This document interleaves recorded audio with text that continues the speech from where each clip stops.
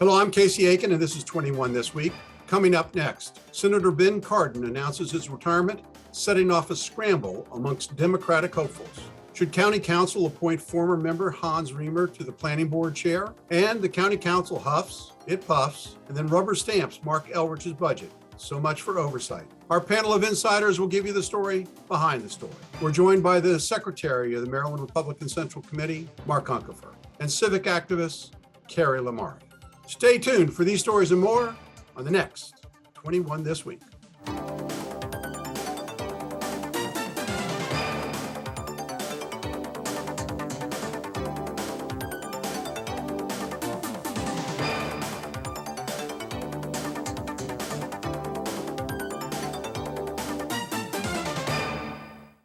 "72-year-old United States Senator Ben Cardin has recognized after a 6-decade run in Maryland politics that the time has come for him to face the final curtain.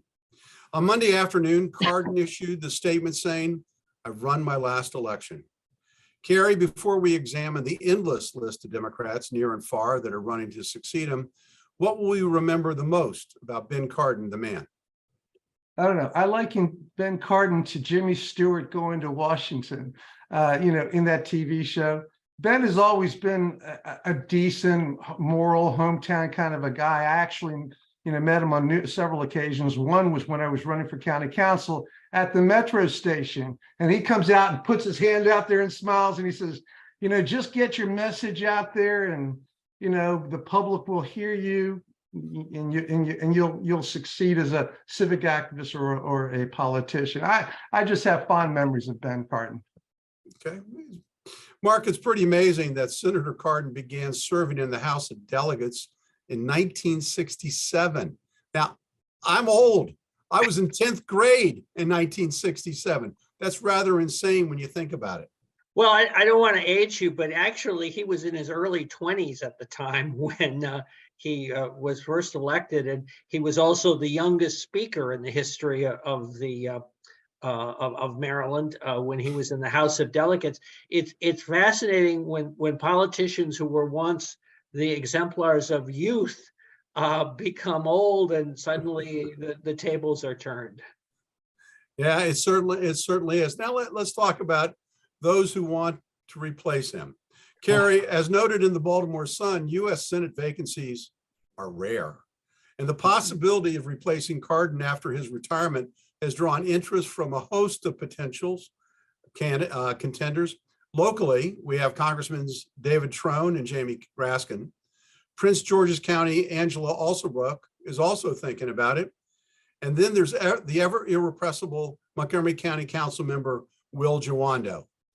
What do you think about these guys? And we haven't even mentioned the Baltimore guys that want to run for this.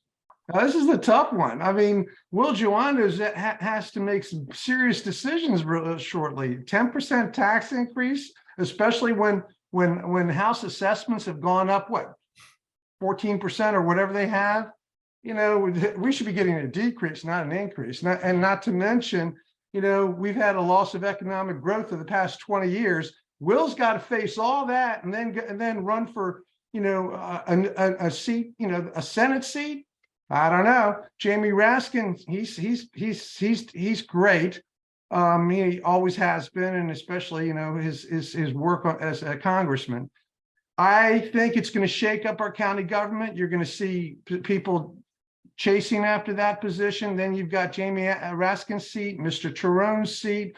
You may see other council members trying to seek those seats. 2024 is going to be interesting. Well, it's going to be great. It's great for political observers like ourselves to see.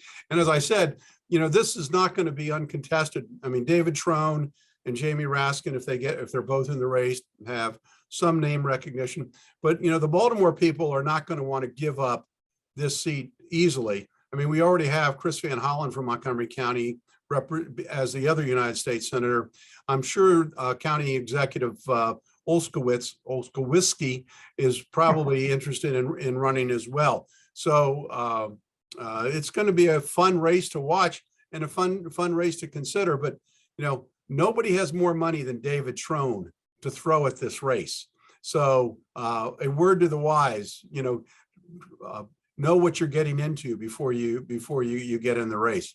So, Mark, immediate attention, of course, was focused on former Republican Governor Larry Hogan as to whether he was going to throw his hat in the ring, but apparently he wasn't interested.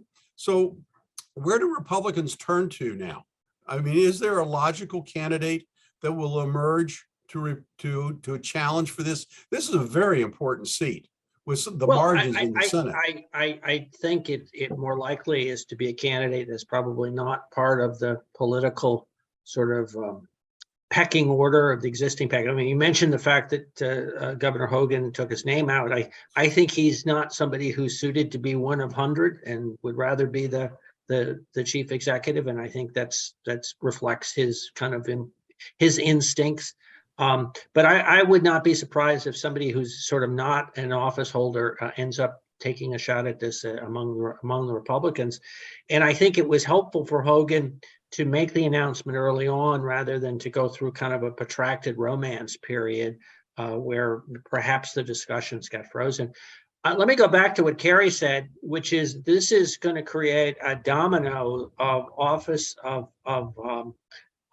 seekers across the state, particularly for Republicans. I think District 6, which has been extremely competitive, obviously even with Trone's money, was very, very close.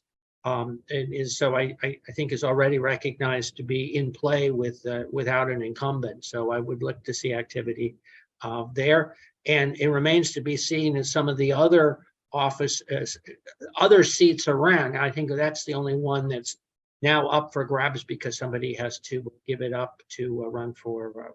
Well, Trone is declared. I mean, we're he has declared, and and as a result, I think that just elevates District 6 as a competitive race for the. Yeah, I mean, the Baltimore papers are speculating about Ruppersberger and others as possible contenders running for this. So there's going to be a real scramble for this seat. Ruppersberger would surprise me. I think he actually is more likely a candidate for retirement, but we'll see. Well, but I mean, they're certainly talking about other well-known Democrats around Baltimore. I mean, the Baltimore papers, Baltimore Sun doesn't even include Montgomery County and Prince George's County in its coverage. I mean, this is, when you go on their website, they've got Anne Arundel, they've got Howard, they got everybody else but us. They don't care about us. So they don't want to give this up easily. So Cary, the one thing I will say about Will Jawando's candidacy, he's going to be able to raise some money. I mean, he's from the Obama tree of political aspirations, and I think he's going to be able to raise national money to fund his campaign. So it'll be interesting to see where the Democratic Party shakes out on this. I'll give you the last word. I don't know. He's got a tough challenge. He's got some superstars he's going to be running against. And like I said, he's got to deal with his history, his legislative history, and the decisions that he's made. And this year's not a good year for him. If he's got to justify it, it's a tough year to be justifying. Well, I will tell you, I don't think, I hate saying this about your Democratic Party. I don't think they care about justification. I think they care about positions. And if you're a progressive, you're going to get their support regardless. And that's the one drawback I think Trone has to his candidacy. Tell me who the teachers union supports. Right, exactly. Anyway, we got to wrap it up. When we come back from this short break, whom should the county council appoint as chairperson of the county planning board? And why bother having a county council at all if all they do is rubber stamp the county executive's budget? Stay tuned. Welcome back. The 11-member Montgomery County Council met to consider the largest component in the county executive Marc Elrich's budget this past Tuesday. Get this, 70% of the entire budget was being debated and voted on in a single hour. In conclusion, as noted by online reporter Adam Pugnuko, the council members ranted, raved, and then caved. Mark, I realize that there are several new council members that may be unfamiliar with the complexities of the county budget, But even old pros like Andrew Friedson, Sid Katz, and Gabe Albernaus offered nothing in the way of cuts and not a single dissenting vote. What's going on here? Well, and remember, this is a quote unquote full-time council because of course how difficult the job is, they have to do this. I think the dirty secret to this is the Kirwan Commission, or the Blueprint for Education, which is driving expenditures over the next couple of years. While up to this point, we focused on the requirements at the state level for the state budget, they also include substantial requirements at the county level. And so not just in Montgomery County, but in the other counties as well, the pain is being felt of the mandate, and it is a state mandate that is driving an increase in education spending to get to the desired level for personnel costs. Today, as we tape on Friday, the key unions, SEIU and the teachers union, came out saying, don't you dare go back on that 10% tax increase. They see this as a way of funding salary increases, substantial salary increases, and are pushing very hard for that. And so those council members are frankly between a rock and a hard place. Are they going to go with what they're required to do at the state level and what the unions are pushing for them? Or are they going to have to face Cary and other Democrats in the primary who are unhappy about tax increase? And I think they're making the power calculation, if you will. Don't buck the teachers union. Well, I mean, isn't that pathetic? I mean, just last week we had proficiency, a report on proficiency since the pandemic, and the proficiency numbers were terrible. Yeah. They were less than 50% for 6th graders and 9th graders in math and in linguistics.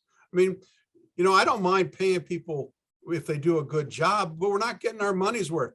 Cary, as Pagnucco pointed out in his piece, when the council votes on something, they own it.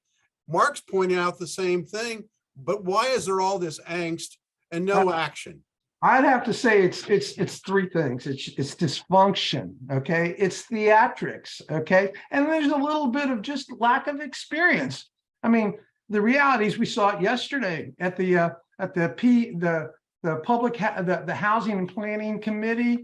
You had Jawando, Friedson, Fanny Gonzalez, and man, they went after Meredith Wellington like nobody's business. You know, Meredith is the planning director for Marc Elrich, the county executive. She was trying to promote the People's Council. Guess what? You know, this council doesn't want the People's Council. Obviously, they don't seem to understand the public purpose, yet they're willing to fund, you know, their email, their propaganda machine. You know, it's already got a $2 million budget to send out emails from the council members to the constituents. They want to up that $300,000. The People's Council is a $230,000 budgetary item. Where are their priorities? Public interest or self-promotion? We got a real problem. So, like that question, he answers himself. You know, in the old days was franking privilege. You know, that was abused. That everybody sent their mailers out, boom, stamped with their name, franking privilege.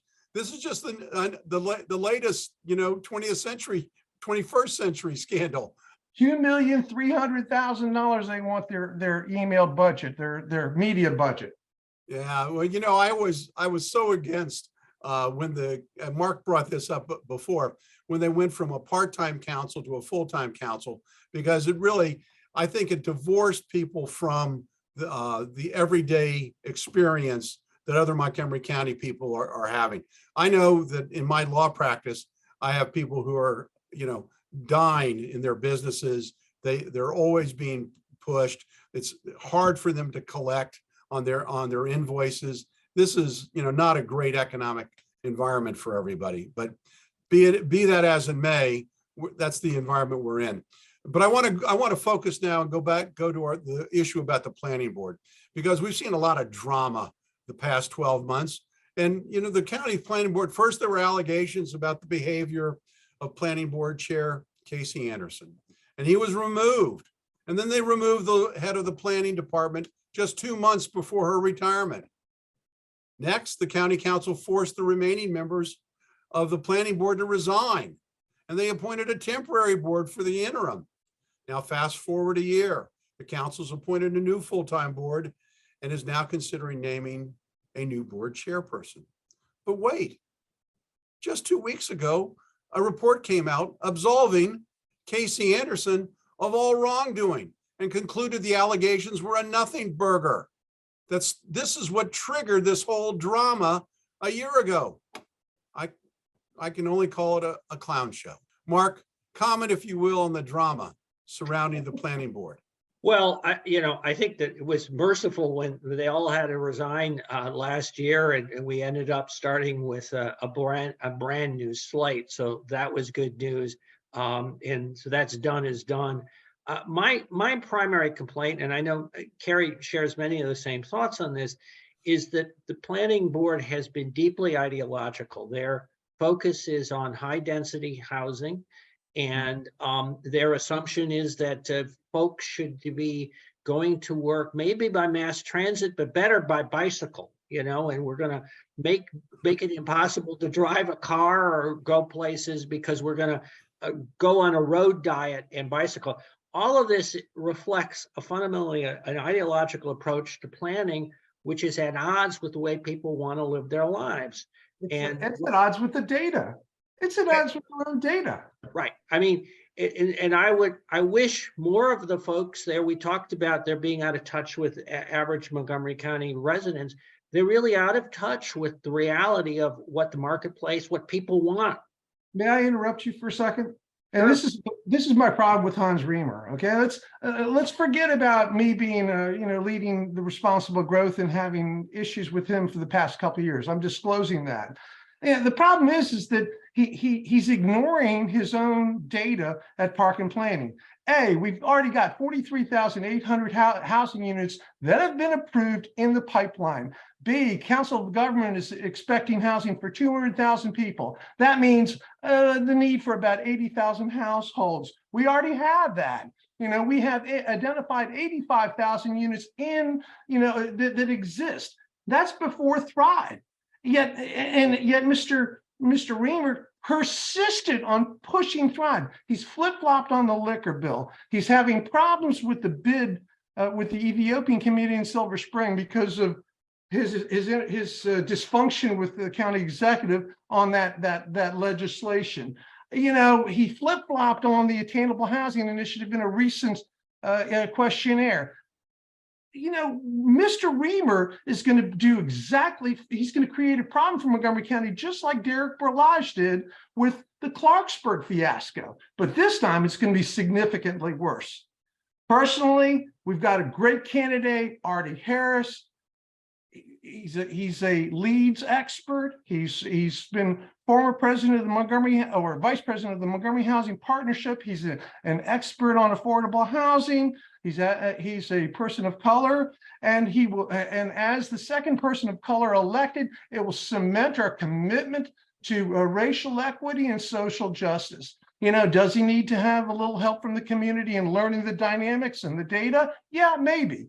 But I think he'd probably make a much better chairman than Mr. Riemer. Those are my opinions. Well, thank you. It's the one observation I'll make is that we can have as many housing units approved and in the pipeline as possible.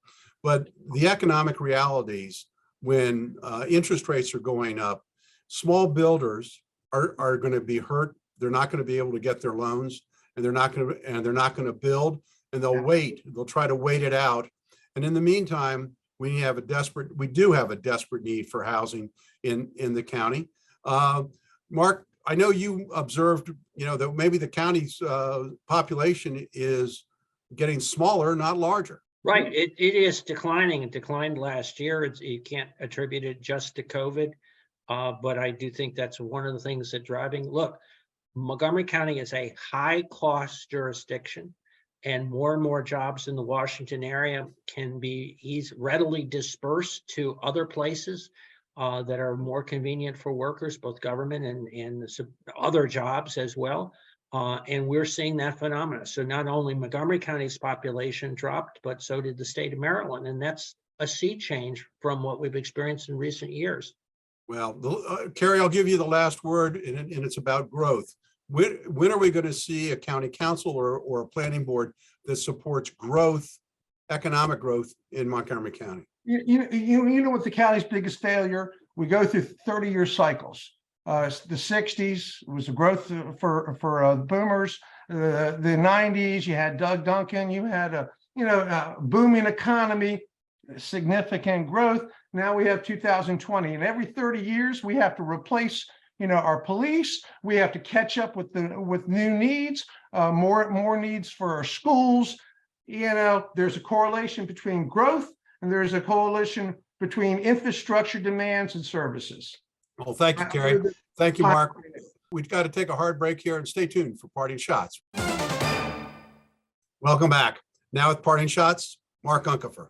Well, thank you, Casey. A hat tip goes out to a student at Wooten High School, Vivek Majumdar, who also happens to be the president of the Student Government Association. But he is a trained EMT and a volunteer at the fire department. And he saved a life at a lacrosse game at Wooten, where somebody was in distress and having a heart issue and lost pulse, and he knew what to do, and his training came into play, and he saved a life. And so it's really great to have somebody like that available to help us. Well, thank you. How old was he, Mark? He's 18 years old. Wow, pretty impressive. Yep. Pretty impressive. Thank you. Cary Lamari, your parting shot. Okay. My parting shots out is a shout out to the county council. You've got a tough decision to make, with respect to the planning board chair and future decisions on zoning text amendments, et cetera. I'm going to ask you, try to bring back a certain degree of civility, a certain degree of respect that we used to have in our county council. And let's not play these games. The dysfunction's got to end between the council and the county executive. We have had a declining economic development rate for the past 20 years. It's time to turn things around. 10% increases of property tax is not acceptable. You have a choice. You can either grow the economy by jobs, or you can increase taxes. I prefer to create opportunity for our residents, vocational training, jobs, and bolster our county economy. Let's do it that way, not increasing taxes. Thank you, Cary. Appreciate it. I just want to point out that this past Tuesday, Governor Wes Moore signed 188 pieces of legislation that affect Marylanders going forward. This is a real opportunity to see what the actions of the new governor and the General Assembly have been doing. And you should pay attention, because these people have decision-making powers over all of our lives. I want to thank you for being on the show tonight, Mark and Cary. And I want to thank the audience for tuning in each and every week to Montgomery County's hardest hitting political talk show. For 21 this week, I'm Casey Aiken. Thank you. Great. Thank you.